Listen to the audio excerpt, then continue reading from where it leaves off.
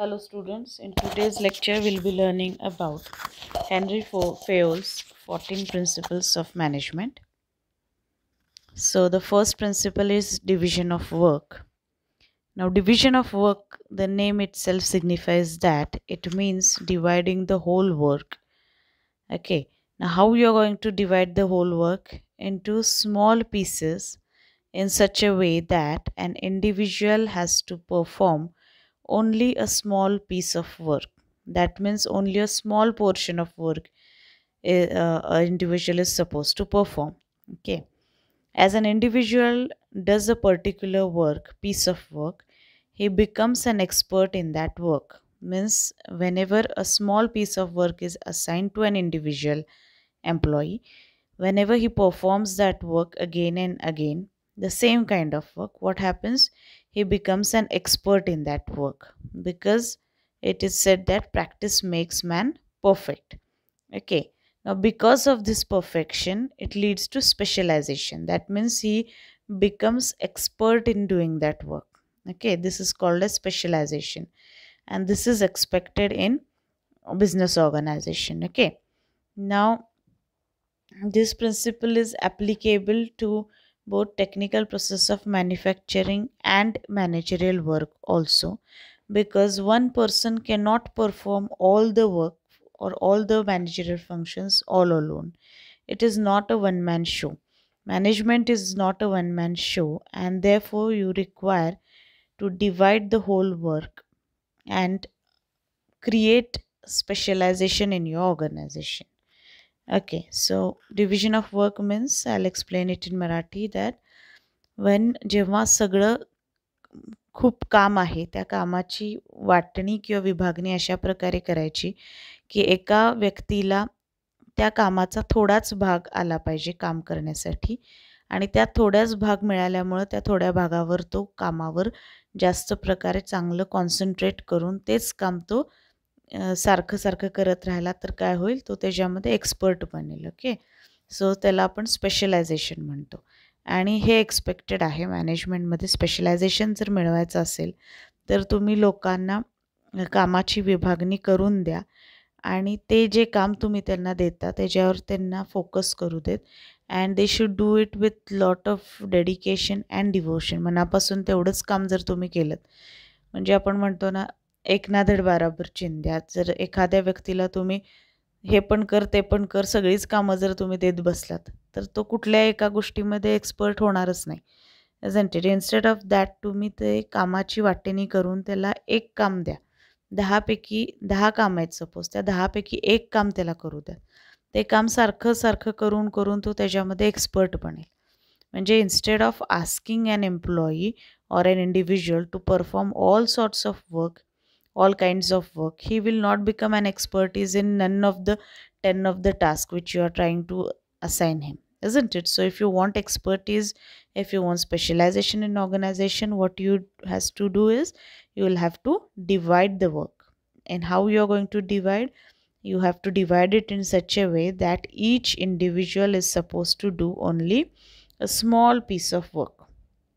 Okay, therefore we see that the total work is divided into different departments. Departmental work is divided into sections. Sectional work is divided into subsection, and ultimately particular work is assigned to particular worker or an employee according to his aptitude and ability. Okay, so how you are going to divide the work? You will allot that work to an individual depending upon the capability and aptitude and ability of that individual. Also, the interest area of that individual has to be considered. म्हणजे जेव्हा आपल्याला आवडीचं काम मिळतं, आपल्याला ज्यात आवड आहे, जे काम करत असताना आपण खूप देहभान विसरून जाणं, ज्याला एनग्रॉस्ड म्हणतो आपण, अशा प्रकारचं आपल्याला जर काम मिळालं तर आपण ते जास्त मन मन लावून आणि वी ट्राय टू गिव्ह 100%, म्हणजे खूप सिन्सिअरली आपण ते करतो, कारण आपल्याला ते आवडत असतं. त्यामुळे कामाची डिव्हिजन करताना किंवा विभागणी करताना असं करायचं की कुठल्या माणसाचा कुठल्या कामामध्ये हातखंडा आहे, कुठल्यामध्ये इंटरेस्ट आहे, त्याची ॲबिलिटी काय आहे, तो ते करू शकतो का, त्याचा एक्सपिरियन्स काय सांगतो मागचा, त्याच्यामध्ये स्किल काय आहे, हे सगळं बघून मग त्याला ते काम दिलं पाहिजे. ओके. आणि तसं करून करून as I said practice makes man perfect, ह्याच्यामुळं आपल्याला स्पेशलायझेशन अचीव्ह करता येतं. So this is about division of work. Okay. Next is authority and responsibility. Okay, now it is said that authority and responsibility both go hand in hand. Okay, as per Fayol, those who have authority to issue orders should be willing to accept the responsibility. Okay, now before I explain this point, let me make it clear that what is meant by authority and what is responsibility. Okay, so authority means, right to get the work done from others. म्हणतो ना आपण बॉसगिरी, a power to issue orders, that is called as authority. Okay, and responsibility, what does that mean? Responsibility means an obligation to perform the work in the way it is been directed by the authority. म्हणजे तुम्हाला सांगितल्याप्रमाणे तुम्ही काम केलं पाहिजे, ह्याला आपण जबाबदारी म्हणतो. Okay, so authority and responsibility both go hand in hand, ते इक्वली दिल्या पाहिजेत. म्हणजे जर एखाद्या व्यक्तीला तुम्ही, अथॉरिटीला मराठीत काय म्हणतात, अधिकार, and responsibility is called as जबाबदारी. सो अधिकार and responsibility should be equally given to an individual. if this doesn't happen, then what will happen? If a person, for example, तुम्ही एखाद्याला नुसते अधिकारच दिलेत, अधिकार म्हणजे काय, ऑर्डर्स इश्यू करतो फक्त. ओके, त्याला सगळे ऑर्डर्स अथॉरिटी दिली आहे आणि त्याला जबाबदारी काहीच दिली नाही, तर तशी व्यक्ती कशी वागेल? ती फक्त तुम्हाला डॉमिनेट करत राहील. ओके, ऑर्गनायझेशनमध्ये, कारण he doesn't have any kind of responsibility, he is just suppose to give orders, isn't it? So he'll become dominating in the organization. Okay, आणि एखाद्या व्यक्तीला जर तुम्ही फक्त जबाबदारी दिली, अथॉरिटी, अधिकार काहीच दिले नाही, तर तो ते काम करत करत असं त्याला फिलिंग यायला लागतं की अरे, I don't have any authority, मी नुसतंच काम करतो, लोकांचे ऑर्डर्स फॉलो करतो, पण माझ्या हाताखाली काम करायला किंवा मला ऑर्डर द्यायला कोणच नाही, मी कुणाला ऑर्डर द्यायची, isn't it? So he also feel insecure in that organization because I don't have authority. So it is said in management, Fayol says that, Fayol insists that rather, or Fayol recommends that both authority and responsibility should be equally given to the person. म्हणजे तुम्ही जर एखाद्याला authority, अधिकार देत असाल तर जबाबदारी पण तेवढीच द्या. एखाद्याला तुम्ही रिस्पॉन्सिबिलिटी देत असाल तर तेवढी रिस्पॉन्सिबिलिटी शोल्डर करण्यासाठी लागणारी आवश्यक अथॉरिटी पण तुम्ही त्याला दिली पाहिजे. This is the meaning of this point. Okay. And one more thing is that authority is delegated from above, but it needs its acceptance from below.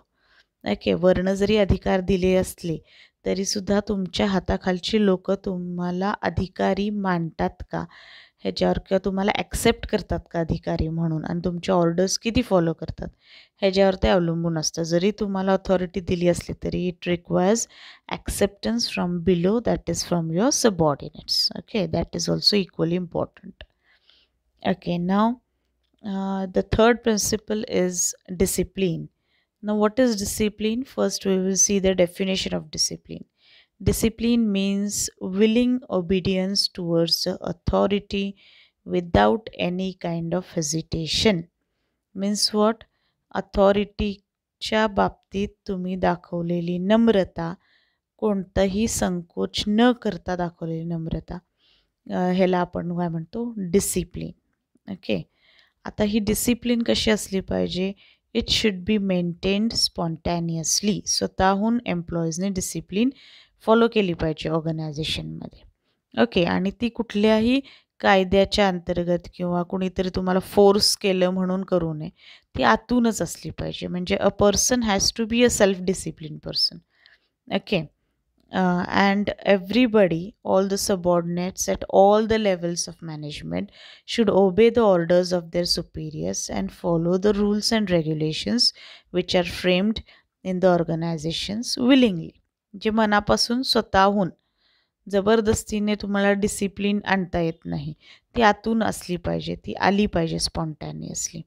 Okay, आणि डिसिप्लिन मेंटेन करण्यासाठी काय हवे, तर तुम्हाला चांगले सुपिरियर्स पाहिजेत सगळ्या लेवल्समध्ये, आणि तुम्हाला तुमच्याकडे ही पॉलिसी रेडी असली पाहिजे की एखाद्याने जर तुमचा रूल फॉलो नाही केला किंवा ब्रेक केला किंवा तुमच्या सुपिरियरच्या ऑर्डर्स ऐकल्या नाहीत तर तुम्ही त्याला काय पनिशमेंट द्याल, काय पेनल्टी चार्ज कराल for not maintaining the discipline. This should be ready. So discipline has to be strictly followed in the organization, and as I said that it should be spontaneously. स्वतःहून आतून self disciplined असेल तर you don't have any problem in the organization, but there are few percentage of people in the organization where they don't follow the discipline, they don't follow the rules and regulations and the laws, of enacted by the organization or by the management. So they try to break those rules, isn't it? So what will happen if they break those rules or if they don't follow the rules? That also has to be decided by the management well in advance, so that you can take action against such people who are not or who are not disturbing the discipline of the organization, because everything in the organization has to be undertaken in a very disciplined manner. Okay, that is the meaning. Now moving towards the fourth one, principle is unity of command. Okay, now in English there is a phrase that it means that it goes this way: one man cannot serve two masters. म्हणजे काय, तर एखाद्या व्यक्तीला दोन boss असतील तर तो राहू नाही शकत, व्यवस्थितपणे राहू नाही शकत. का नाही राहू शकत? आता फॉर एक्झाम्पल एक एक्झाम्पल कन्सिडर करूया. राजू नावाची एक व्यक्ती आहे आणि तिला दोन बॉस आहेत, ए आणि B. What would be the condition of that fellow? राजूची काय अवस्था होईल? Now for example A gave certain instructions or orders to do the work. Okay, A is also his boss, B is also his boss.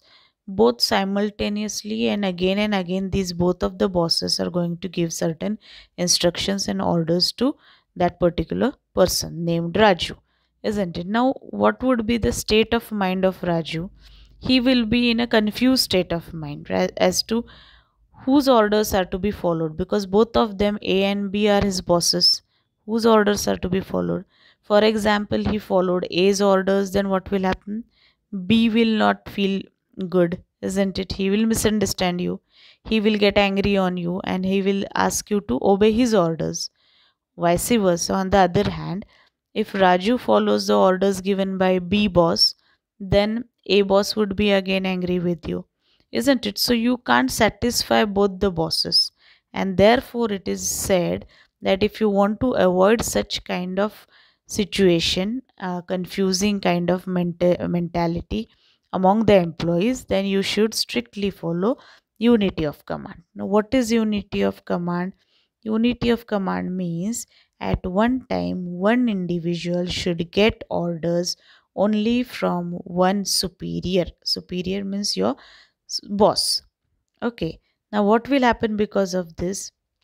If you are having only one boss, from one boss, whatever orders you are getting, you are following those orders and you are performing your task accordingly. There is no any kind of confusion in the mind of that employee as to whose orders are to be followed. So this kind of clarity it gives you, and therefore it is said or it is recommended by Henry Fayol that unity of command has to be strictly followed in the organization. Okay, so that way it has to be taken.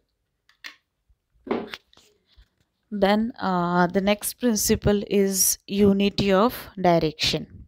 Okay, so again in unity of direction it is said that one head and one plan for a group of activities having the same objective. That means there should be one common plan or a master plan for each category, so that what will happen, all these people जी लोक तुमच्याकडे काम करत आहेत ती सगळीजण त्या master प्लॅनला follow करत काम करत जातील. म्हणजे असं होणार नाही की एक दुसरीकडेच चाललं आहे, दुसरं तिसरीकडेच चाललं आहे, असं होता कामा नये. Everybody, unity of direction. Isn't it? सगळेच जण एका डायरेक्शनमध्ये गेले पाहिजेत आणि त्या डायरेक्शनमधून जाताना तुम्हाला तुमचं गोल हे अचीव झालंच पाहिजे. अशा टाईपचं तुमचं मास्टर प्लॅन असला पाहिजे. त्यामुळं एक गुड मास्टर कॉमन प्लॅन हा सगळ्या एम्प्लॉईजसाठी असला पाहिजे, where it should B executed under the overall control and supervision of one head or superior. Okay, now what will happen because of this principle? It will set the enterprise in motion and keep it going. तुमचं ऑर्गनायझेशनचं काम कसं सुरू राहील? Smoothly सुरू राहील, कारण सगळीच लोक एका डायरेक्शननी एक गोल आणि एक टार्गेट अचीव करण्यासाठी they are trying their best. Okay, and then next principle is sixth one is subordination of individual to general interest. Now what does this mean? Just as the members of family, they are ready to sacrifice the interest, there is individual interest, for the betterment of the family. In the same way, in organization also, an individual or an employee must be ready to sacrifice his personal interest and think about company's interest. This is the meaning of subordination of individual interest to general interest. म्हणजे आपण आपले family members आपण एकमेकांसाठी sacrifices करतो आणि we don't mind doing that because we are having that attachment towards our family. Therefore we happily we sacrifice certain things, certain emotions, certain personal traits for our loved ones, right? So family sati sacrifice karayla we all are ready because they are our people. Okay, but in case of organization, same principle, Henry Fayol says that as like we behave in family, business organization or your working place is also kind of family. You should consider it as family and you should be ready to sacrifice certain personal interest for the benefit of the organization. म्हणजे कधी कधी असं होतं की काम करताय तुम्ही, कधी कधी तुम्हाला संडेला सुट्टीच्या दिवशी संडेला कंपनीत बोलवलं जातं, कामावर बोलवलं जातं, त्याला थोडी मनामध्ये चिडचिड होते किंवा फॅमिलीची चिडचिड होते की अरे सुट्टी दिवशी पण काम करायचं. पण the individual or the employee should consider it as it's okay, fine. I mean, this is only for the betterment of my organization, for development of organization. I'm ready to sacrifice some of my family matters or some of my personal interest, or I'm ready to sacrifice even my holidays or Sundays also, isn't it? 1 or 2 Sundays, if you're if the condition demands from you such kind of sacrifices, then you must be ready for that. Okay, this is what this principle says. So generally Henry Fayol thinks that this principle is generally not followed by employees because of their ignorance, ambition, selfishness and laziness. Okay, and management must therefore try to preserve this common interest by maintaining the unity and removing the differences among the employees. Okay, so what does Henry Fayol ask management to do? According to him, if you want your employees to sacrifice their personal interest for the benefit of the organization, you as a management has to create such an environment in the organization where your individual should feel that they are in the second home. I mean, organization or office place is second home and I am ready to sacrifice some of my personal interest for the benefit of the organization. ही भावना तुमच्या एम्प्लॉईजमध्ये जागृत करण्याचं काम कुणाचं आहे? मॅनेजमेंटचं आहे. So मॅनेजमेंटने असं वातावरण ऑर्गनायझेशनमध्ये केलं पाहिजे की सगळ्यांना धरून ठेवणं असेल, युनिटी असेल, कुणाच्यात मतभेद असतील तर ते दूर करून एकत्रितपणे बांधून ठेवणं ज्याला आपण म्हणतो, हे मॅनेजमेंटला जमलं पाहिजे. असं जर तुम्ही बांधलेले असाल, एकमेकांबद्दल अफेक्शन असेल, ऑर्गनायझेशनबद्दल आस्था असेल, अफेक्शन असेल, प्रेम असेल, तर ॲटोमॅटिकली आपण आपले पर्सनल किंवा इंटरेस्ट सॅक्रिफाईस करतो आणि वी डोंट माइंड. म्हणजे खूप काही सॅक्रिफाईस केल्यास वाटत नाही. एक संडे गेला तर असं खूप दुःख नाही होत. इट्स ओके, आपल्या ऑर्गनायझेशनसाठी केले कारण ती आपली आहे. सो हे जे आपलेपण आहे ह्या ऑर्गनायझेशनमध्ये वाटला पाहिजे, तर तुम्ही सॅक्रिफाईस करायला पर्सनल रेडी होता, otherwise you want. Okay, so this is the duty of management to create such environment where your individuals are ready to sacrifice their personal interest for the benefit of the organization. Okay, now moving towards next point, 7th is remuneration. What is remuneration? The first of all, we'll see what is term remuneration meant by. It refers to monetary and non-monetary rewards given to the personnel for services rendered by them to organization. म्हणजे काय, तुम्ही पैशाच्या स्वरूपात किंवा दिले जाणारे जे काही पगार ज्याला आपण म्हणू किंवा पैशाच्या स्वरूपातच असं नाही, तर नॉन मॉनिटरी रिवॉर्ड्स पण आहेत, की जसं की तुम्ही तुमच्या एम्प्लॉईजसाठी तुम्ही त्याला राहायला घर दिलेलं आहे, क्वार्टर्स दिलेले आहे, त्याचे भाडं तुम्ही भरत असाल, त्यांच्या एम्प्लॉईच्या मुलांचं शिक्षण तुम्ही करत असाल, म्हणजे त्यांच्या मुलांच्या स्कूलच्या फीज असतील ते तुम्ही कंपनी पे करते. हे सगळे काय झाले, नॉन मॉनिटरी रिवॉर्ड्स झाले. म्हणजे तुम्ही पैसा डायरेक्ट त्या एम्प्लॉईला न देता त्याची गरज भागवता तुम्ही, पण तुमच्यातर्फे ती सर्व्हिस जाता. म्हणजे फॉर एक्झाम्पल तुम्ही त्यांना एम्प्लॉईला गाडी दिली आहे, ड्रायव्हर आहे, पेट्रोल अलाउन्स आहे, हे सगळं कंपनी खर्च बोन करते. Okay, these are called as non monetary reward. So remuneration म्हणजे फक्त सॅलरी किंवा वेजेस किंवा पैशाच्या स्वरूपात येणाऱ्या गोष्टी ह्यालाच तुम्ही रेम्युनरेशन म्हणता असं नाही. Remuneration is a combination of monetary plus non monetary rewards जे तुम्ही एम्प्लॉईजला देता. ओके, आता रेम्युनरेशन ठरवत असताना फेओल काय म्हणतात, remuneration is important factor on which the survival of business depends.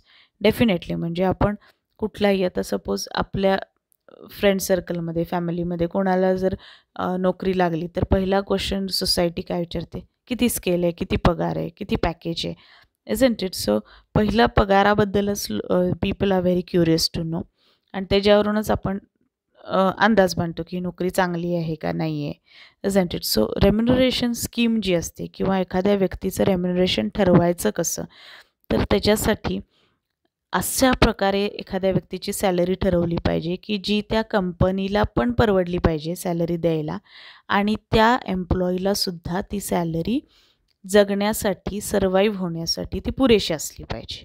Okay, म्हणजे ज्याला आपण म्हणू की remuneration scheme adopted must be affordable and satisfactory for both the employer आणि एम्प्लॉई. नोकरी देणाऱ्याला किंवा सॅलरी देणाऱ्याला आणि सॅलरी घेणाऱ्याला दोघांना पण पगार हा परवडला पाहिजे आणि समाधानकारक असला पाहिजे. ओके, मग हे जर व्हायचं असेल तर तुम्हाला काय केलं पाहिजे, तर remuneration must be based on cost of living, demand for labour, availability of labour, skill, qualification etcetera. म्हणजे कॉस्ट ऑफ लिव्हिंग, एखाद्या शहरामध्ये राहायचं असेल, आता for example let's compare Satara and Pune. Okay, so as compared to Pune being metro city, if you calculate the cost of living in Satara, in Pune it is much higher, isn't it. So साताऱ्यात जर 10,000 पगारामध्ये माणूस राहत असेल, म्हणजे व्यवस्थित खाऊन पिऊन जगू शकत असेल, प्लस थोडी सेविंग पण होत असेल, तर पुण्यामध्ये तो 10,000मध्ये राहू शकत नाही, कारण तिथं सगळंच जास्त आहे. म्हणजे घराचं भाडं असेल, प्रत्येक गोष्टीची ग्रॉसरी आयटम असेल, कुठल्याही गोष्टींची वस्तूंची किंमत असेल, पेट्रोल असेल, सगळ्या गोष्टी तिथं जास्त आहेत. म्हणजे तिथं जास्त पगार असेल तर तिथं सर्वायवल, म्हणजे साताऱ्यात जर 10,000मध्ये माणूस आनंदाने राहत असेल किंवा सेविंग करून राहू शकत असेल, तर पुण्यात सर्वाईव्ह होण्यासाठी तुम्हाला 20-22,000 तरी पाहिजेत, isn't it. So that is cost of living. ती तुमच्या place to place it keeps on changing. Okay, त्याच्यानंतर डिमांड फॉर लेबर. आता तुम्ही जे काम करताय, तुमचं एम्प्लॉई जो काम करतो किंवा एखादा इंडिव्हिज्युअल जे काम करतो, त्या कामाला खूप डिमांड असेल तर तुम्हाला जास्त सॅलरी द्यावी लागते त्या व्यक्तीला. ओके, त्यानंतर अवेलेबिलिटी ऑफ लेबर. तुम्हाला ज्या कामासाठी लोकांना अपॉइंट करायचं आहे तशी लोकं खूप कमी मिळत असतील किंवा त्यांची स्किल असणारी लोकं तुम्हाला मिळत नसतील, तर जो मिळालेला आहे त्यांना तुम्हाला जास्त सॅलरी पे करावी लागते. ओके, ह्या सगळ्या गोष्टी कन्सिडर करून रेम्युनरेशन हे डिसाईड करावं लागतं. And if workers are not satisfied about their remuneration, what will happen, they will be totally dissatisfied and they will not give their 100% whenever they are doing their work. Okay, and what will they do, they will always try to look for a better job in another organization. म्हणजे तुम्हाला जर कमी पगार मिळत असेल अपेक्षेपेक्षा, तर तुम्ही काय करता की तुम्ही दुसरीकडे आपल्याला चांगली नोकरी मिळते का, चांगल्या पगाराची नोकरी मिळते का, ह्याच्यासाठी प्रयत्न करत असता. आणि मग काय होतं की लोकांचं नोकरी सोडून जाण्याचं प्रमाण वाढतं. ना what is this concept called in management, it is called as labor turnover.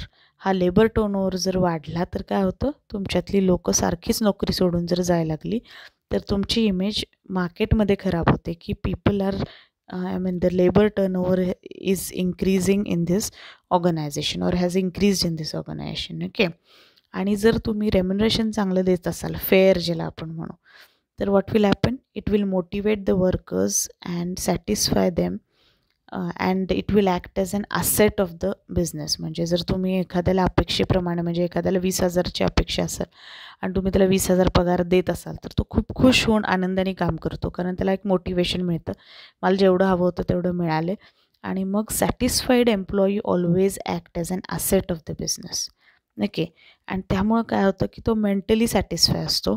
Wien you are mentally satisfied that reflects in your work. तुम्ही मनाने खूप सॅटिस्फाईड असता तेव्हा तुम्ही काम करताना मनापासून करता, मनाने करता. ओके. आणि ह्याच्यामुळे काय होतं की तुम्ही समाधानी आहात, तुम्हाला जेवढा पगार पाहिजे होता, जे पाहिजे एक्सपेक्टेड होतं ते सगळं तुम्हाला इथं मिळालेलं आहे, मॉनिटरी अँड नॉन मॉनिटरी. आणि त्यावेळेला तुम्ही नोकरी सोडून जाण्याचा विचार पण करत नाही. इथे तुमचा लेबर टर्नओव्हर कमी होतं. ओके. आणि त्यामुळं काय होतं की बिझनेसला एक चांगली स्टॅबिलिटी येते आणि बिझनेस हा सक्सेसफुली रन केला जातो. Okay. This is the ultimate benefit if you are giving fair remuneration to your employees. Okay, now the next one, eighth principle is centralization. Now Fayol has defined centralization as everything which increases the importance of subordinates is decentralization and everything which goes to reduce it is centralization. Okay. आता सेंट्रलायझेशन म्हणजे काय आणि डिसेंट्रलायझेशन म्हणजे काय. सेंट्रलायझेशन म्हणजे decision making power ही स्वतःच्या हातामध्ये ठेवणे. तुम्ही स्वतःची, आपण म्हणतो ना, एक मोनोपॉली की नाही, I am the boss and I will take all the decisions. Okay.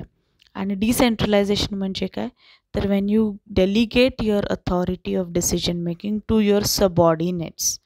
Okay. Are you getting. So जेव्हा आपण आपली अथॉरिटी खालच्या माणसांना आपण देत राहतो डिसिजन मेकिंगची, that is called as decentralisation. Okay.